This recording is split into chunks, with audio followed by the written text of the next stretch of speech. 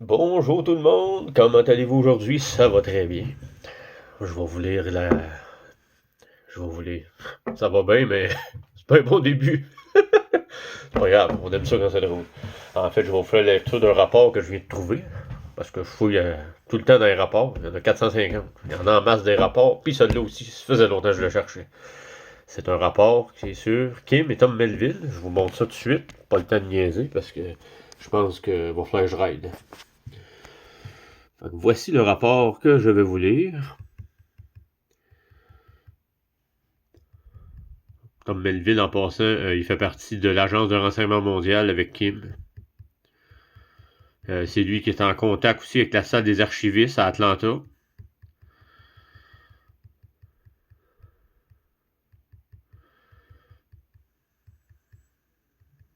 Mais selon moi, il va y avoir deux vidéos. Là.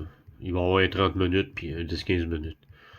Ça me tente pas de lire ça comme un robot à grosse planche, alors que j'ai du temps pour faire deux vidéos. Là.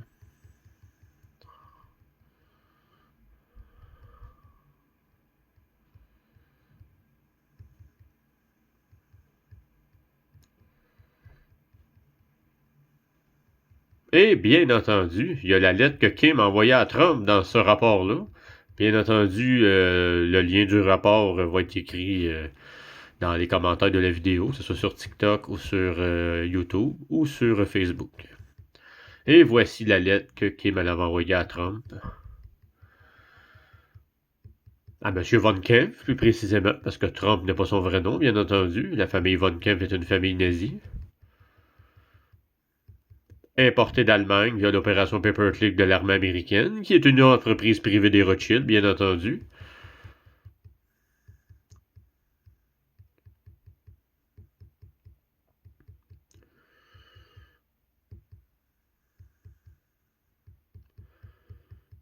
J'ai d'ailleurs une copie de cette lettre-là dans mon Facebook à quelque part. Il faudrait que je la retrouve. Je pourrais la mettre aussi dans les commentaires pour que vous ayez à chercher.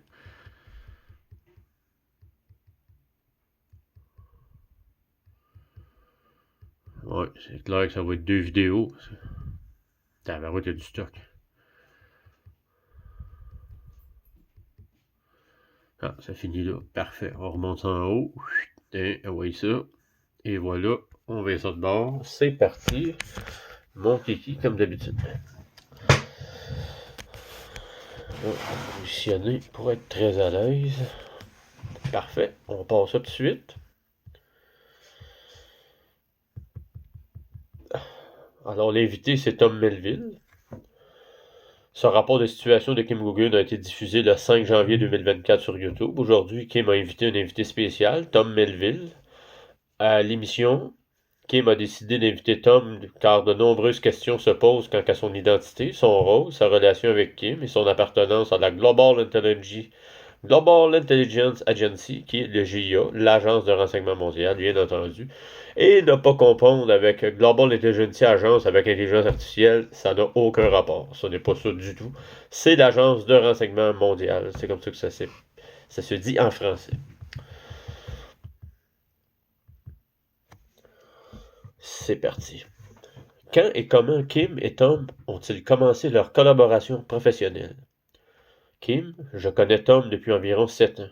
Tom, je connais Kim depuis bien plus longtemps que ça.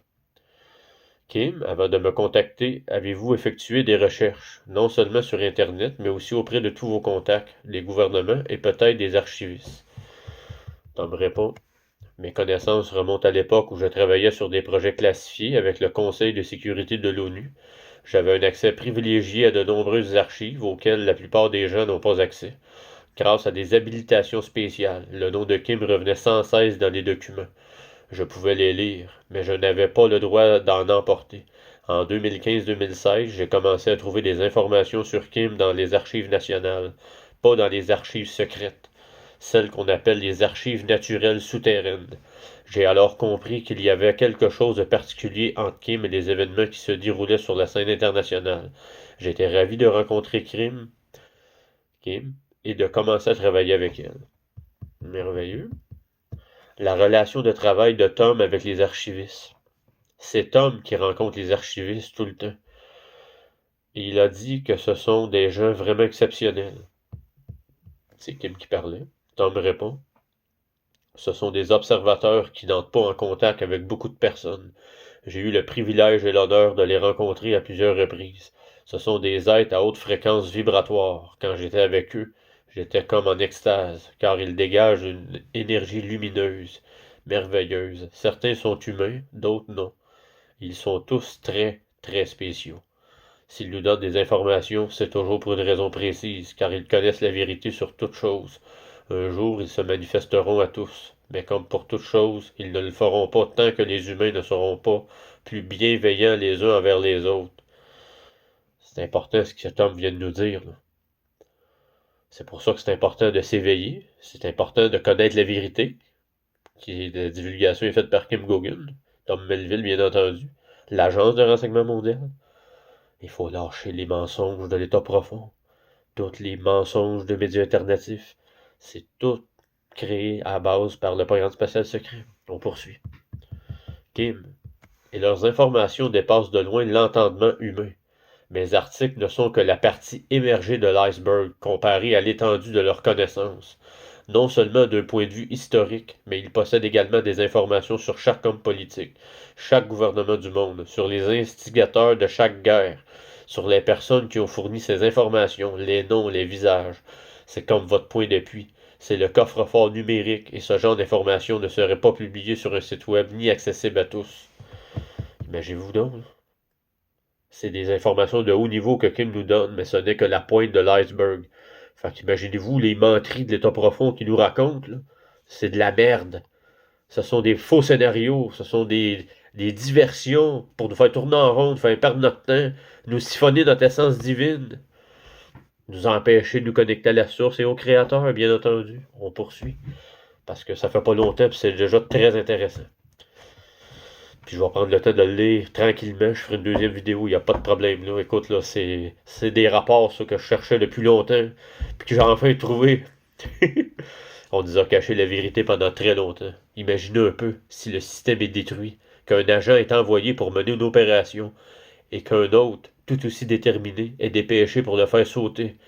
Oserait-il encore le faire? Comment pourrait-il continuer à commettre des actes maléfiques si tout le monde connaissait la vérité? Ce moment viendra, et elle pense qu'elle n'est plus très loin. Mais l'humanité a encore un long chemin à parcourir pour comprendre ce qui se trame réellement. Oh que oui. Ça c'est Kim qui vient de parler. Tom, je suis d'accord, il nous reste du chemin à parcourir. Tout est question de discernement et de bien comprendre la situation avant de parler sans avoir fait de recherche préalable. Au minimum, une vérification des antécédents. Je suis frustré comme tout le monde. On me pose des questions sur mes actions. Mais je n'agis pas par simple obstination. J'agis en toute connaissance de cause et par souci d'intégrité. Après avoir effectué toutes les recherches nécessaires, de plus, tout est consigné. Ce que je dis se doit d'être exact. Même chose pour Kim. Maintenant, c'est au tour de Kim. Pour moi aussi, quand je donne des informations, elles sont exactes au milieu de mes connaissances au moment où je les donne. Certaines de ces informations me viennent de Tom, d'autres non. D'ailleurs, Tom et moi avons une blague entre nous. Je l'appelle le dernier Boy Scout parce qu'il veut toujours voir le meilleur chez les gens, qu'il croit pouvoir changer ces gens du gouvernement, ces généraux, ces membres de l'État profond. Tom a ce qu'on appelle le bon sens, et il est aussi très pragmatique. Il élabore des stratégies pour faire comprendre aux gens pourquoi cette guerre ne leur apportera rien. Par exemple, parce qu'ils obtiennent la plupart du temps les mêmes informations de Kim que des archivistes, et nos informations concordent. Ça, c'était Kim qui parlait, Tom.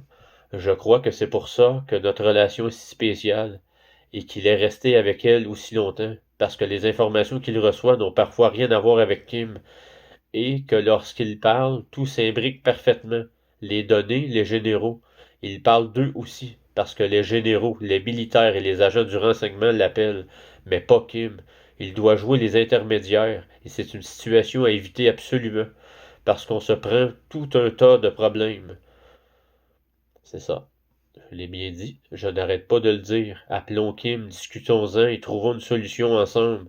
Ils ont leur propre façon de faire, et reconnaître Kim, ses compétences et qui elle est, rend les choses concrètes et leur enlève tout leur pouvoir. Du coup, En leur enlevant leur pouvoir, ils se retrouvent obligés de justifier leur action passée. Et justifier ces actes n'est pas forcément une bonne chose pour eux, parce qu'ils doivent alors accepter qu'ils n'ont pas le contrôle. Il y a toujours eu une autorité supérieure au gouvernement et aux militaires. On pense à Marduk, bien entendu. Alors là, c'est Kim qui va parler. Puisque nous abordons le sujet des agents et des militaires, je voudrais m'étendre un peu plus sur ce point. Nous occupons des positions assez particulières, chacune à sa manière. J'ai effectivement fait entrer Tom à la GIA, l'Agence de renseignement mondial, mais il est en train de se préparer à un poste au sein des archivistes, et il cumulera probablement les deux fonctions pendant un certain temps. Ensuite, il ira peut-être travailler là-bas, je n'en suis pas sûr, mais il adore collaborer avec ces gens-là. Disons simplement que Tom a un rôle difficile. Il est un peu la garniture au cœur d'un Oreo. Pour ainsi dire, ils encaissent les reproches de Kim, car elle le réprimande parce qu'il les réprimande. Et il le réprimande parce qu'il réprimande Kim. Au fil de cette relation, Tom, tu as sans doute beaucoup appris sur les rouages du monde, sur le fonctionnement des agents, des agences gouvernementales, des Nations Unies, des militaires. Cela s'appuie en partie sur mon expérience et en partie sur celle que Tom et moi avons partagée. Tom est venu me rendre visite en mars 2021 et a passé une dizaine de jours chez moi. Durant son séjour, il a rencontré l'amiral Fogo et bien sûr des habitants de la région. Il a d'ailleurs eu plusieurs entretiens avec eux. Je reviendrai sur l'amiral Fogo. J'ai aucune idée qui c'est. L'expérience de Tom avec la zone de sécurité de Durango. C'est Tom qui parle. Dans cette zone, il y a beaucoup de personnalités importantes et c'est un endroit vraiment très particulier. Ce n'est pas, ce n'est pas seulement ce que Kim affirme, mais c'est consigné dans les archives du milieu underground de Durango et des environs. Kim n'invente donc rien. Vous pouvez facilement vérifier certaines informations, elles sont publiques, mais pas toutes. Et je tiens à préciser que la zone de sécurité de Durango, il y a des hôtels de type John Wick dans cet endroit-là. Là. C'est très, très intéressant comme endroit, là. Kim, ceci étant dit, Tom et moi nous disputons parfois, car c'est un travail stressant. Tom, oui. Kim répond, on a eu des désaccords, on a beaucoup appris l'un de l'autre, et on est toujours amis. Je connais sa femme et ses enfants, et je les considère comme ma famille, comme la plupart des gens qui travaillent à l'UNN, United Networks News. On se dispute, on se chamaille, mais on passe à autre chose, parce que tout ça doit être pour le bien de l'humanité. C'est ce que font les adultes. Ce que Tom a fait pour aider à restaurer cette planète et comment les archivistes l'aident. Kim, je voulais vous donner un aperçu général de mon point de vue. Tom est le principal interlocuteur car il est en formation chez les archivistes pour devenir archiviste. Ça a l'air un poste important, ça. Puis il y a des humains et des non-humains là, à ces endroits-là. La salle des archivistes est à Atlanta, bien entendu. Il a déjà exercé cette fonction, mais il ne s'en souvient pas. Les archivistes l'ont emmené dans les lieux particuliers et Tom a bénéficié de plusieurs traitements. Tom répond, oui, j'ai déjà eu 2 traitements, je dois y retourner pour le troisième. À chaque étape, j'acquiers des connaissances et des informations qui m'éclairent sur le chemin parcouru et sur notre évolution. Cela me permet de mieux comprendre la structure, Kim et le système. C'est comme un téléchargement d'informations que je n'aurais pas eu autrement, car il me forme, même si je n'aime pas ce terme. Mais il ne me montre comment aider l'humanité. Mais il me montre comment aider l'humanité comme il le faut. Kim, en gros, les traitements que vous avez reçus consistent à des scans corporels. Ils peuvent détecter vos erreurs alimentaires et vous imposent un régime spécial. Il y a eu quelques améliorations, si je puis dire. Nous vivions dans un monde très sombre, difficile à survivre, et les archivistes, comme beaucoup d'autres venus ici, vous êtes tous humains maintenant, ont trouvé un moyen, pour des raisons de sécurité, de vous empêcher de voir votre véritable identité, et par conséquent, d'empêcher les autres de la voir jusqu'à ce que le blocage soit levé. Les archivistes en sont désormais capables. Tom, lors de ma dernière thérapie, j'ai eu recours à une technique de régression amnésique. Nésique avec un M, amnésique, qui a fait ressurgir ses souvenirs. Et je ne l'ai jamais dit à Kim, mais beaucoup d'informations qu'il partage ont un but précis. Si nous sommes ici, Kim, Sonny et moi, c'est-à-dire Kim, Sonny et Tom, c'est pour une raison bien précise. Les techniques et technologies utilisées par les archivistes nous aident à comprendre ce passé, à remonter à notre essence, à notre esprit, et pour nous montrer d'où nous venons et nous allons, afin que nous puissions mieux encadrer et guider les autres, pour parvenir à un point où nous pourrons corriger et réparer tous les maux du passé, et donc ces souvenirs, je les ai déjà explorés. Tom a travaillé avec Kim lorsqu'elle était Cassandra.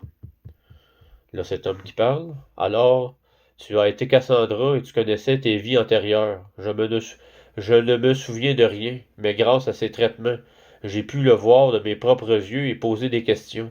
J'ai compris pourquoi je faisais cela à ce moment-là. Et cela remonte à des milliers d'années, à l'époque où j'étais à tes côtés. Je t'appelle parfois ma collègue de travail, car nous parlons tout le temps, tellement. Maintenant, grâce à la restauration de ma mémoire, je comprends que nous avons déjà accompli cela ensemble. Et je sais qu'à l'avenir, il ne s'agit plus de bien ou de mal, ni de le dire, ni de dire ce qu'il a dit, mais de mener à bien notre mission. Et cette mission est plus cruciale que jamais à cause de l'âge de lumière.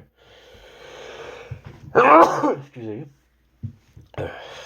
Et parce que nous ne reviendrons pas en arrière, nous allons foncer. Il n'y a pas de retour en arrière possible. Nous allons poser les fondations pour les générations futures de porteurs de lumière et pour l'humanité.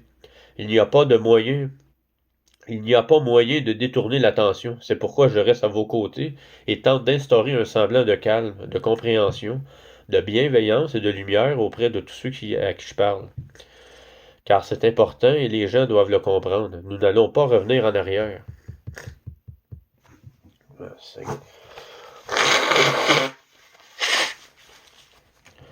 Bon. Les aventures de Kim et Tom On reprend ça. Bloopers! Ça fait longtemps que je ne l'avais pas dit. Les aventures de Kim et Tom à l'Assemblée générale des Nations unies. Kim. Parlons un peu de nos aventures. En 2018, Tom s'est rendu à l'Assemblée nationale. L'Assemblée nationale, qu'est-ce que je dis là? Tom s'est rendu à l'Assemblée générale des Nations unies au nom de Kim et du dépôt mondial, bien entendu, afin de discuter des différents types de financement disponibles. Au cours de cette visite, il a rencontré de nombreux présidents africains et des représentants de plusieurs autres pays. Tom, à l'époque, en tant que représentant de l'Agence de renseignement mondial, j'étais ambassadeur du Mana World Holding et du dépôt. Mana World Holding était le nom du dépôt. Ah, je ne savais pas ça, cette information-là. Très important. C'est Kim, la tutrice du Mana World Holding Trust, maintenant. Concernant le président zimbabwéen, de nombreuses questions circulaient au sujet de sa monnaie. L'État profond, l'armée et les services de renseignement manipulaient la monnaie de son pays. On parle des Zim, bien entendu, comme ils le font souvent avec d'autres nations. Je lui ai donné quelques conseils et je lui ai dit que nous pouvions l'aider. À ce moment-là, nous n'avons pas pu intervenir en raison de nombreux blocages. Kim a transféré de l'argent, mais la transaction était bloquée. Et il semblerait que le gouverneur de la Banque centrale y soit pour quelque chose. On sait que les banques centrales appartiennent aux Rothschild, mais plus maintenant. Ça a été saisi par Kim. L'argent était disponible et tout le monde était enthousiaste, jusqu'à ce que quelqu'un intervienne et menace de tuer tout le monde. Dès lors, personne n'en voulait.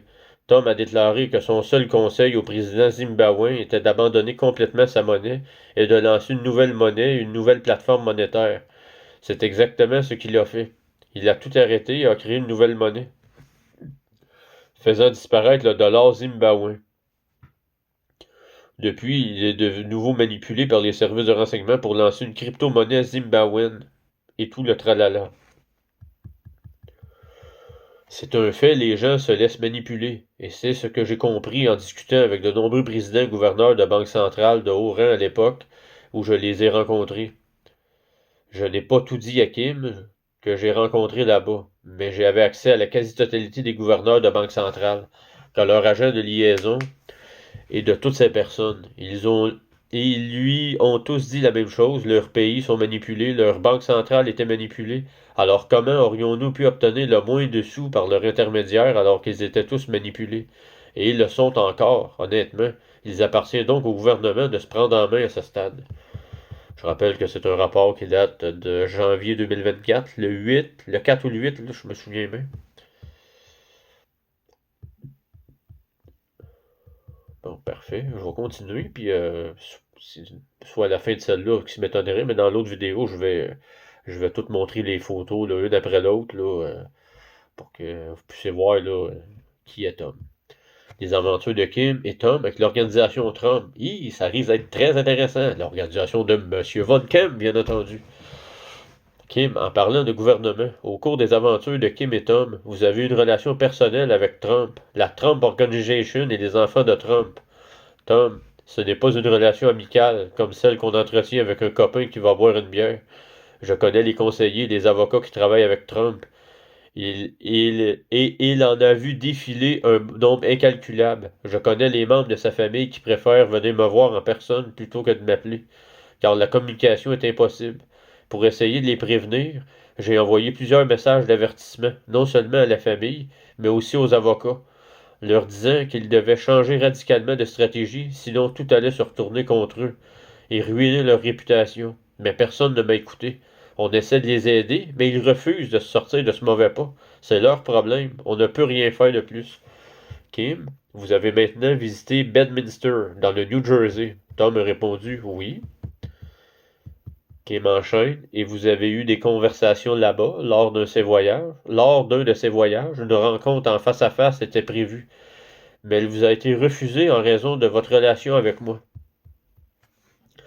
Tom, oui, et accéder à ces endroits est très difficile, car, comme vous le savez, ils sont tous sous contrôle. Ce sont tous des agents d'agence, et on leur a dit de ne pas laisser entrer cet homme, car il va manipuler ou autre. Il va révéler la vérité, et personne ne cherche à nuire à qui que ce soit. Nous avons déjà essayé de les informer et de les amener à faire ce qui est juste, non seulement pour eux-mêmes, mais aussi pour les agences et la société, afin de créer une situation gagnant-gagnant pour tous. Oh! 40e anniversaire de Don Junior. Oh, regardons ça, toi, qu'est-ce qu'on va pas avoir là? J'ai bien hâte de voir ça. Kim, et lors d'une de vos conversations, je crois que c'était pour le 40e anniversaire de Don Junior, vous a-t-il dit, vous a-t-il confié ce qu'il voulait qu'il fasse pour son 40e anniversaire? Ou ce que son père lui avait fait faire? Tom, non. Ils ne se sont jamais vraiment confiés à moi. On sait tous les deux, de par notre passé, que ces choses existent. Il y a des rituels. Oh que oui! Des choses qui se font sans... On reprend ça. Des choses qui se font sans être dites, et tout le monde est au courant. Quand on fait partie du cercle, on en fait partie, et on est au courant. Alors, quand son 40e anniversaire a commencé à s'approcher, on savait que ces choses allaient se produire.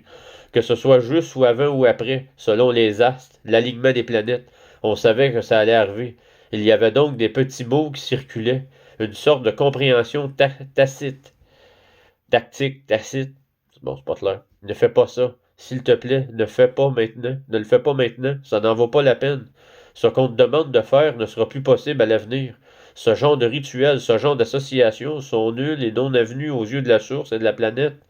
Ceux qui contrôlent ces rituels ou programmes ne pourront plus t'influencer, Don, de cette manière. C'est le genre d'information que nous essayons de transmettre à tous et surtout à toi-même, à moi-même, c'est-à-dire. Je vous rappelle que c'est Tom qui parle. À tous ceux qui, je le sais, commencent ce genre de rituel pour accéder aux dirigeants, parce que tout le monde croit devoir passer par un rituel pour être accepté dans le cercle, avec une poignée de main spéciale, etc. J'ai fui tout ça comme la peste. Crois-moi, on m'a proposé d'intégrer toutes sortes de sociétés secrètes et j'ai refusé.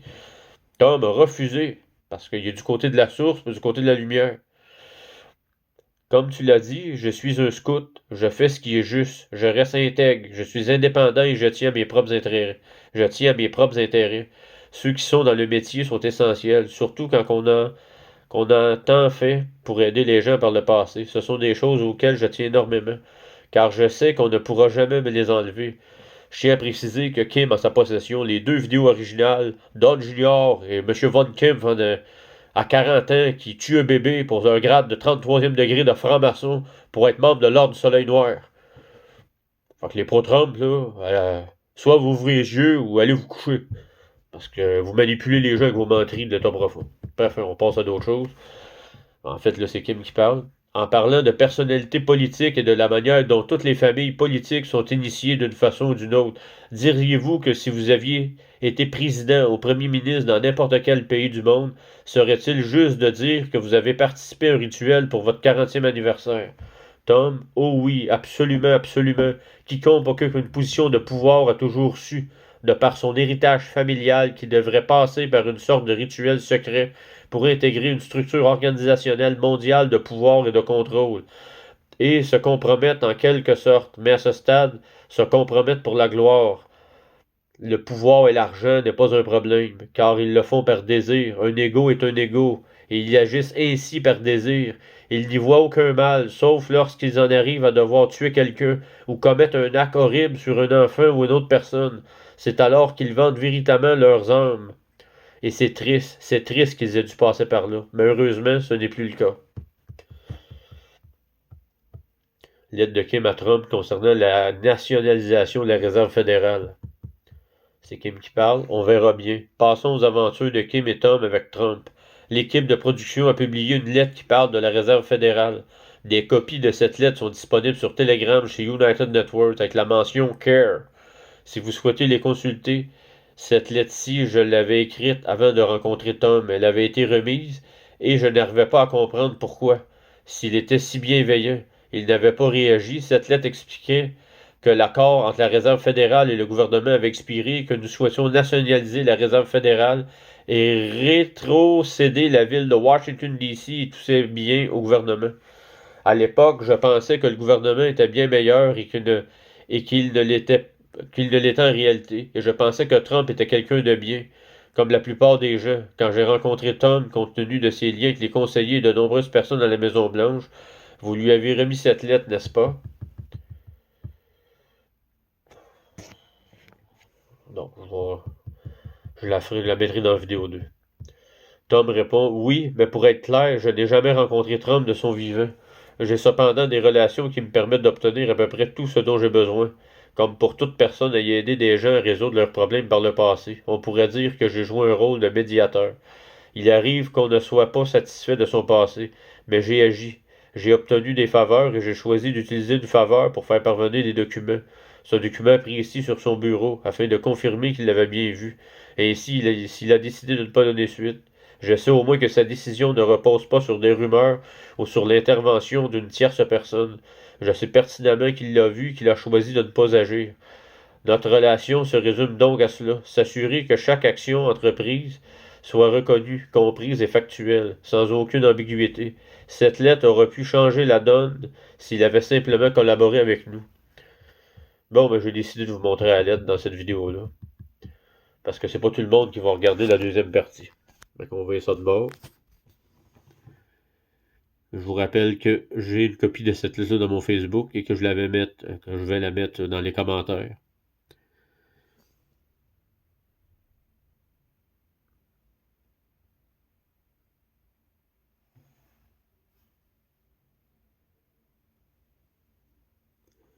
Bon, parfait, on revient. Voilà, c'est sûr qu'il va y avoir une deuxième vidéo, Caroline. Bon, là, finalement, c'est Kim qui répond. Pour ceux qui ne connaissent pas la Réserve fédérale, vous pouvez lire le livre La créature de Jekyll Island, qui explique le rôle de la famille Morgan, mais le véritable organe qui tire les ficelles au sein de la Réserve fédérale a toujours été l'Ordre du Dragon. On pourrait aussi le qualifier de mafia khazar. Certains utilisent ce terme. En réalité, il s'agit des familles Rothschild, la famille Lee de Chine, la famille Lee de Singapour et la famille Bauer. Bauer, B-A-U-E-R. Elles sont, ça c'est le comité des 13, ça là. C'est des familles du comité des 13.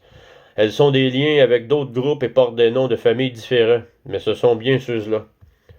Donc si Trump luttait réellement contre l'État profond, s'il avait vraiment collaboré avec nous, du moins avec son administration, nous aurions pu nationaliser la Réserve fédérale depuis longtemps.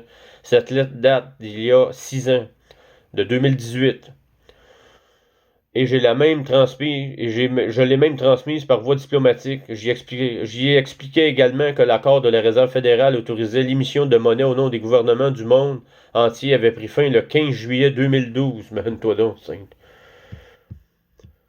Bon, je vais finir avec le dernier paragraphe, puis après ça va être la partie 2 dans une autre vidéo. L'année précédente, le 15 juin 2011, l'accord du système Alpha visant à fournir des liquidités monétaires à l'ensemble du système bancaire a expiré. Nous n'avions donc plus aucune obligation envers eux. En réalité, compte tenu du montant faramineux de notre dette envers la Réserve fédérale, n'oublions pas que nous vivions dans un système basé sur le crédit et non sur les actifs. La Fed nous devait des sommes colossales et les produits dérivés Dans le fond, les produits dérivés polluaient, pullulaient, polluaient. Encore de la façon, c'est qu'il y aura une erreur de frappe. Là. Bref, c'est pas important. Je t'ai rendu où? Dès que j'en aurai l'occasion, je retracerai la véritable histoire de la Réserve fédérale, car elle est bien plus complexe que ne le prétend le personnage de Jekyll Island. En résumé, Trump a déclaré: Non, je ne souhaite pas libérer les États-Unis de l'empire de la Fed, car il l'aurait fait à l'époque. Pour ceux qui l'ignorent, le président de chaque pays n'est qu'une figure de proue. Les personnes auxquelles Tom fait référence, celles avec qui il s'entretient, sont en réalité celles qui prennent les décisions. Les véritables acteurs de l'ombre et de la façade du président des États-Unis. C'est exact, Tom? Tom répond oui. Donc, pour la suite, dans la partie 2, dans une autre vidéo. Je vous souhaite une très belle journée et on se revoit dans la partie 2. Merci.